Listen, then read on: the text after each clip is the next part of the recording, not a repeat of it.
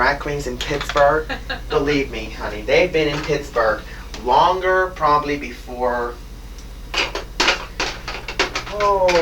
I'd say probably before the Carnegies. The Carnegie Institute has been around for 100 years now, so there was this institute-wide centennial celebration, which was to be through a 2-day period, October 6th through 7th,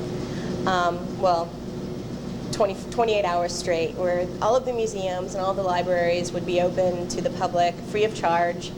I'm standing outside the Warhol Museum with Myrna. Now, Myrna, what's your motivation for coming here tonight? I've never been to the Warhol Museum, and I wanted to get an opportunity to go inside and see it. Mm-hmm. The idea of trying to do something with drag seemed to be something that I was definitely interested in, and that people in the museum thought would be really exciting. And what about the drag pageant? I understand that it's sold out and no one else can get in. What is your inspiration for coming this evening? Why are you here?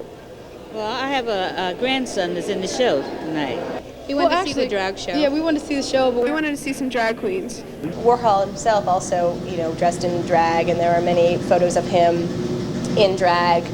And this whole idea of creating an illusion, of creating this complete fantasy on your body, was very much what Warhol was doing in the factory and whatnot. Just everything was being remanipulated and reformatted to create this sort of hyper-real space.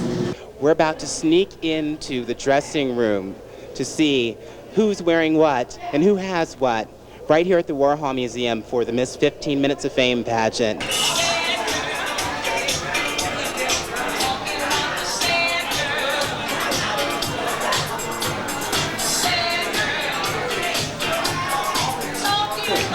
Scandalous, darling. So doing a drag pageant seemed to me the most logical thing. There was a lot of resistance to it in the institution, and not necessarily that people were afraid of it, but I guess there's an element of fear, because we do rely on funders. We do rely on people's altruism, and you don't want to mess with that if you can help it in a nonprofit organization.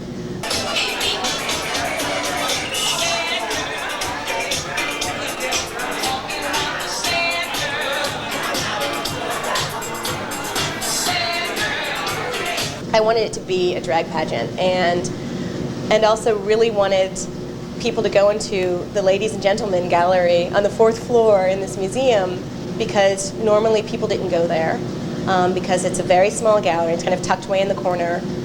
It's also one of the few galleries in the museum that is pretty much dominated by images of people of color, because the Ladies and Gentlemen series done in the 70s by Warhol was of Black and Hispanic drag queens. Also in that gallery, there are 2 portraits of Russell Means, who is a Native American actor, and then Mick Jagger, which, whatever. But he's pretty fluid in everything, so maybe he was logical for that gallery. But I wanted to bring people into that gallery. I wanted to expand the audience pool, actively inviting in the gay and lesbian and bisexual community, actively inviting in the community that is of color. Welcome to the first annual Miss 15 Minutes of Fame pageant. This is the Andy Warhol Museum. Come on! And it took months and months and months of red tape and going back and forth between the staff here and the Carnegie to set this up and get permission to do this. Concerns were voiced, so forth and so on. And finally was given the go-ahead, which was shocking. The Carnegie Museum is 100 years old. I want you all to give a big round of applause for Miss Centennial herself. Yum, yum, yum, yum, yum, yum, yum. Eva Destruction.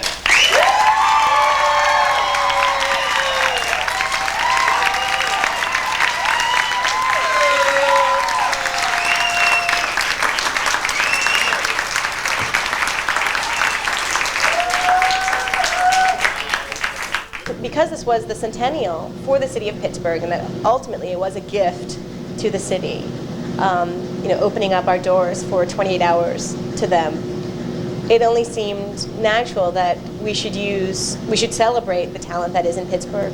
We could have gone out, could have gone to New York, could have gone to Chicago or whatever, which we did think about at a point of going outside.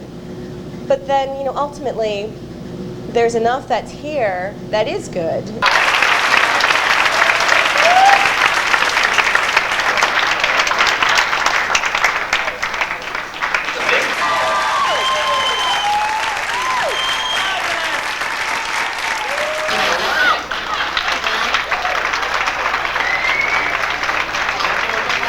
There's some really exciting stuff going on, and it's not just in New York. It's not just in larger cities, and also the fact that Warhol was from Pittsburgh. That a lot of people think that even people from Pittsburgh think that he was from New York. I think the whole concept of having the drag show at the Andy Warhol Museum and getting some of mainstream Pittsburgh into it is going to be wonderful. Of course, everybody expects museums to be a little avant-garde and art and all of this, but I really am glad that it's a soft entrance of the drag scene into, Ma and Pa Pittsburgh bringing their kids to the museum and possibly stopping in to see it. Because I think they'll find it just as entertaining as they would if they paid their $50 a ticket to go see somebody impersonate Joan Rivers at Harrah's in Atlantic City. We certainly aren't that expensive. We can just get a few sponsors. Somebody who gives me a gown in a size 22, that's a 22 regular. Hard to get, big girl gowns in Pittsburgh. Really? Ted Hoover wrote an article in Planet Queer, which is a local gay, lesbian, and bisexual newspaper, about the Warhol, and basically during the opening of the museum, which basically was very, very strongly critiqued and, condemned the museum for not making it apparent to people on the wall texts where, obviously visitors to the museum get a lot of their information, a lot of the historical information about the time and biographical and whatnot about the artist, that there was nothing that mentioned that Warhol was gay. Though it did mention that, Warhol was an Eastern Rite Catholic, that Warhol lived on, whatever street, that Warhol was of a Carpatho-Russian background and whatnot. And so the museum was kind of condemned for that, which I think that critique is something that obviously everyone in the museum grappled with before its opening, because, people are aware of that, and the people who work here know Warhol and his work so tremendously well that obviously was something people could just erase from their minds. But that kind of resonated, I think, throughout the gay community, and really made this place, though still I think the gay community supported this place and would come to the museum, it kind of left a bad taste in some people's mouths, I think. And that really wasn't, I think that the rationale made here with the people in the museum was that the works themselves should be able to reveal as much or as little about the artist as the artist intended. So that if you would be able to read Warhol's sexuality in his works, then it's allowing the freedom to do that or to not do that if you find something else. Presentation is judged 3 ways, okay? Makeup, how well do they paint, okay? How well do they speak? Speaking effectively, that's very, very important, okay? And as well, last but not least, their costume.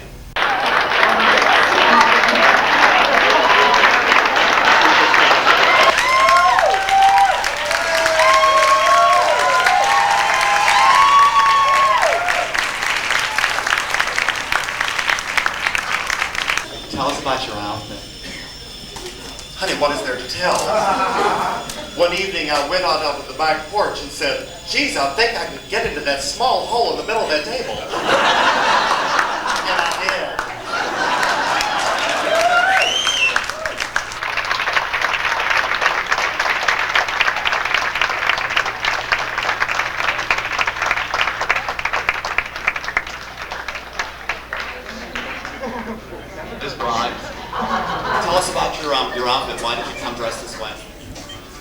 Now be careful with the mic. I dressed this way because I felt it was proper for the Andy Warhol Museum. Since he is no longer with us, I felt I'd carry on his creations as motion and art in motion. Thank you. I'm Stuart.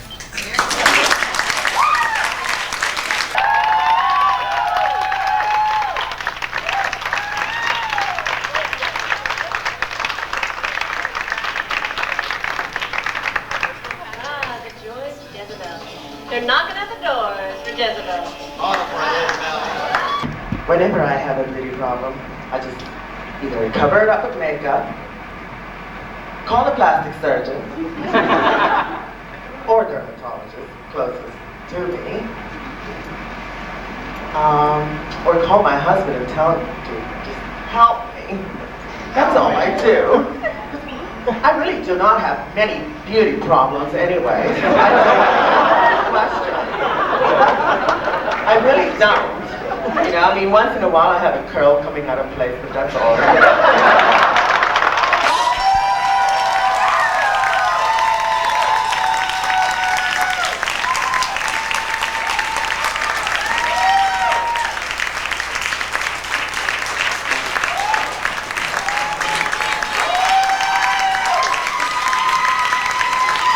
For me, this is self-art. This is my Warhol painting, or me doing every time I do a different costume. I put all those costumes together. I either have them made, if I can't sew, but everything that I wear from the wig to, you know, the bustier, that's my creation one way or another. And one day down the line, like even today, what you'll see me in, that's going to be archived. That's going to be something that I made that's going to be around, and that brings a smile on my face, and that does make me happy too.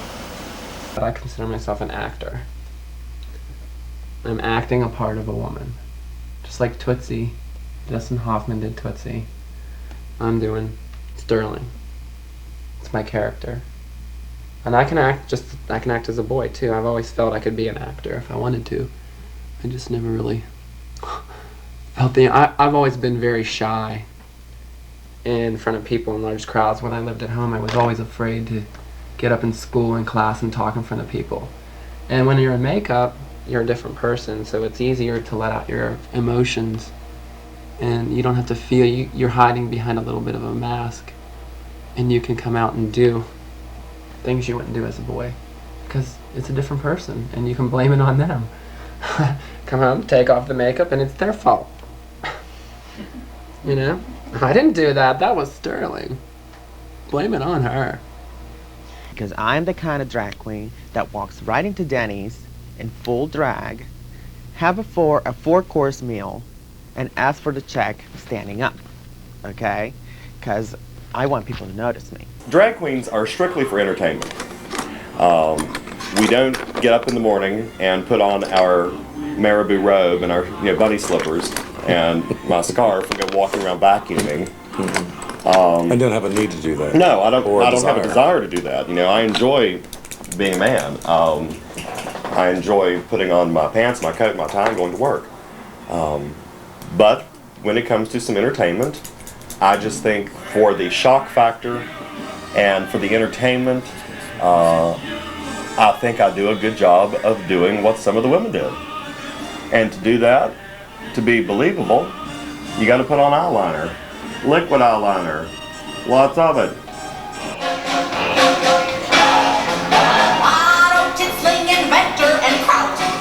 To get very worked up about his inventions were failures, his future seemed bleak. He fled to the opera at least twice a week. One night at the opera he saw an Aida, whose bust was so big it would often impede her. A guy he watched her falling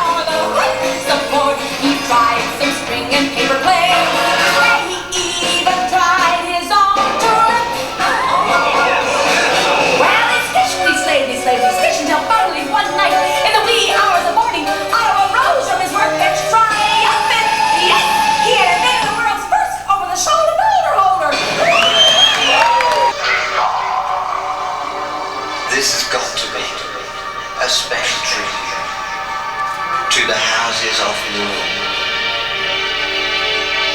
La Beja, an extravagant fantasy, celebrating Evan Dupree. In London, that's just blowing shade to his that some queen. I remember the first time I saw him. Told my brother to put me up on him. It wasn't easy, no one was free. Took a long time to learn to feel free. But here I am, rolling gritted in some blood, deep in the city.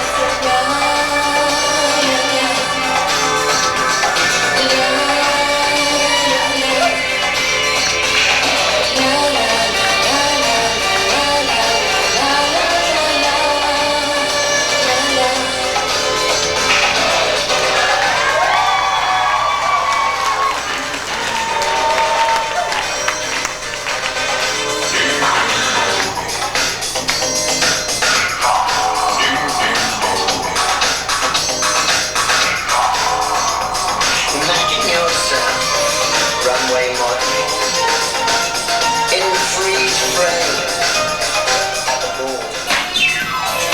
Getting Mr. Right. Never showed me true love, or at least it seemed. With brown cocoa skin and curly black hair, just the way he looks at me, that gentle love stare.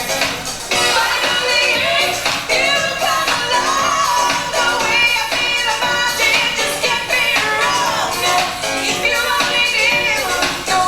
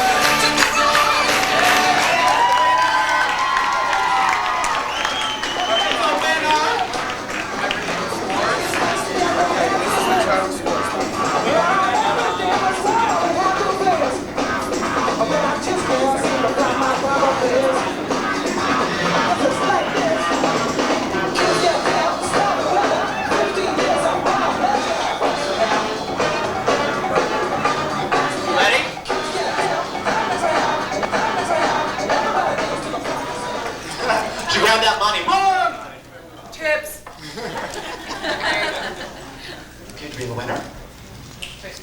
First runner-up? I can't read, I don't have my... Okay, with a score of... Alrighty, and we'll leave it up here. Come on already. I'm waiting. I know you are.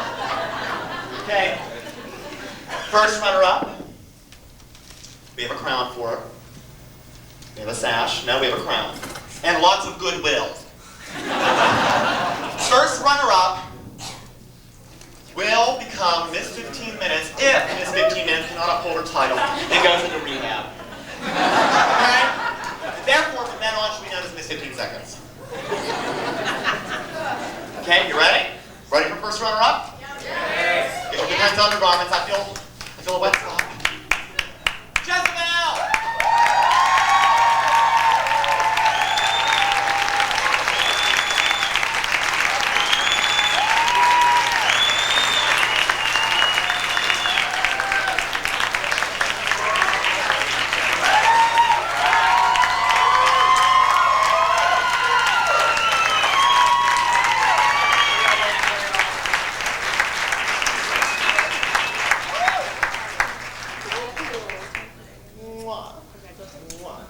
Me too. Mwah, mwah. Are you too early? Mwah, mwah. Now I kneel down. You're used to that. Thank you. The winner, Miss 15 Minutes for 1995, is none other than contestant number 4, Kenney.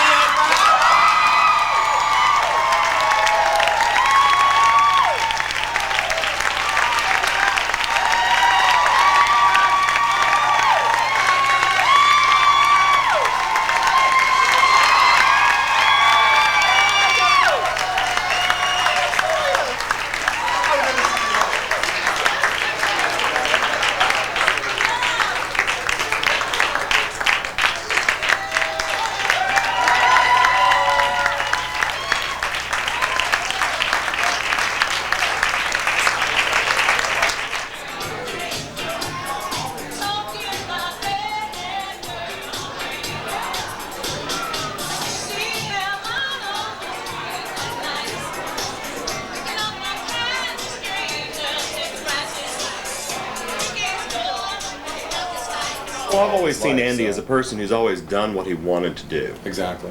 You know, he didn't live necessarily by a standard or by somebody telling him what to do or how to do it.